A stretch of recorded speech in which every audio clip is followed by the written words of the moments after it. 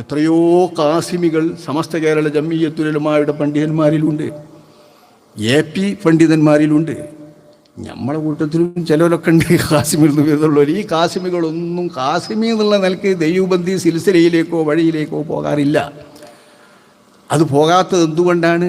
അത്യാവശ്യം അവിടെ പോയി 1 കൊല്ലോ 2 കൊല്ലോ നിൽക്കുമ്പോൾ ലേശം ഇങ്ങനെ മനസ്സിലാവും നമ്മളെ വഴിയല്ല ആ വഴി, വേറൊരു വഴിയാണ്. നമ്മൾ വേറൊരു നിൽക്കും പറയുന്നില്ല, നമ്മളെ വഴിയല്ല. മദ്ഹബുപരമായി ഹനഫി മാർഗ്ഗമാണ്, വിശ്വാസ സരണിയാണെങ്കിൽ മാതുരീദിയാണ്. അതിമൊന്ന് വിട്ടാൽ ലേശം ഇബ്നു തൈമിയയെയും അതുപോലെ ഇബ്നു അബ്ദുൽ വഹാബിനെയും ഷെയ്ഖുമാരായും മാതൃകാപുരുഷന്മാരായും അവരുടെ ഇസ്ലാഹിൻ്റെ മാർഗം വലിയ മാർഗമായും വാഴ്ത്തുന്നവരാണ്. അതിൻ്റെ അക്കാദമിക രീതിയിൽ പരിചയപ്പെടുത്തുന്ന വലിയ ഗ്രന്ഥങ്ങളിൽ പോലും ഈ 2 മഹാന്മാരുടെ മാതൃക എന്നും പറഞ്ഞിട്ട് ഷെയ്ഖ് ഇബ്നു അബ്ദുൽ വഹാബിനെയും ഷെയ്ഖ് ഇബ്നു തൈമിയയെയും പുകഴ്ത്തുന്നുണ്ട്. ഇത് ഞാൻ പറയുന്നത് ഓർമ്മപ്പെടുത്തുകയാണ്, നിങ്ങൾ വായിക്കാൻ വേണ്ടി, മനസ്സിലാക്കി വായിക്കാൻ വേണ്ടി.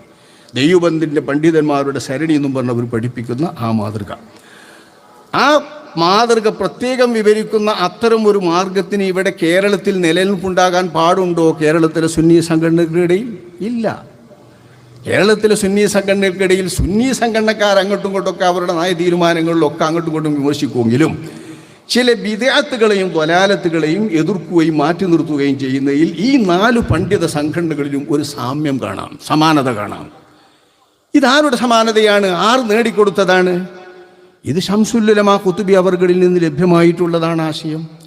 ആ ആശയത്തിൻ്റെ ആൾക്കാരും പിന്മുറക്കാരുമാണ് സമസ്ത കേരള ജംഇയ്യത്തുൽ ഉലമായുടെ EK വിഭാഗത്തിൻ്റെയും AP വിഭാഗത്തിൻ്റെയും അതിനിടയിലുണ്ടായ ദക്ഷിണ കേരള ജംഇയ്യത്തുൽ ഉലമായുടെ നേതാക്കളുടെയും വിശേഷിച്ച് ബഹുമാനപ്പെട്ട ശൈഖുനായുടെയും ശംസുൽ ഉലമാ ഓരുടെയും നേതൃത്വത്തിൽ വന്നിട്ടുള്ള നമ്മുടെ കേരള സംസ്ഥാന ജംഇയ്യത്തുൽ ഉലമായുടെയും മാർഗം.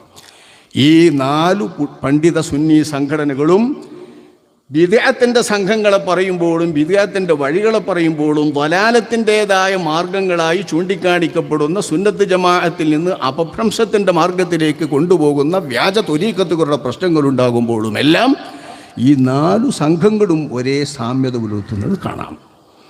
ഇത് നമ്മൾ പ്രത്യേകം അടിവരയിട്ട് മനസ്സിലാക്കേണ്ടവരൊക്കെ. ഈ 4 പണ്ഡിത സംഘടനകൾക്കും പറ്റൂലെങ്കിൽ പിന്നെ നമുക്ക് ഉറപ്പിച്ച പോലെ പിന്നെ നമുക്ക് ഇവിടെ പറ്റൂല.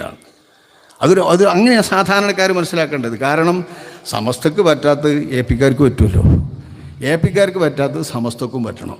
ഓൽക്ക് 2 കൂട്ടർക്കും പറ്റാത്തതും പറ്റുന്നതാണെങ്കിൽ നമുക്ക് പറ്റാതെക്കണം, അല്ലെങ്കിൽ പറ്റണം. അങ്ങനെയുള്ള സാധാരണ വരെ ഈ സംഘടനാശാസ്ത്ര പ്രകാരം അങ്ങനെയാണ് വരുന്നത്. എന്നിട്ട് ഈ 4 സംഘക്ക് ദക്ഷിണ പിന്നെ ആ കൂട്ടത്തിലാണ് കൂട്ടിക്കോളിയെ.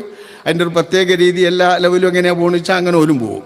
ഏതായാലും ഈ 4 പണ്ഡിത സംഘടനകളും ഒന്ന് പറ്റുന്നില്ല എന്ന് പറഞ്ഞാൽ അതിൻ്റെ അർത്ഥം അത് പറ്റാത്തത് തന്നെയാണെന്ന്.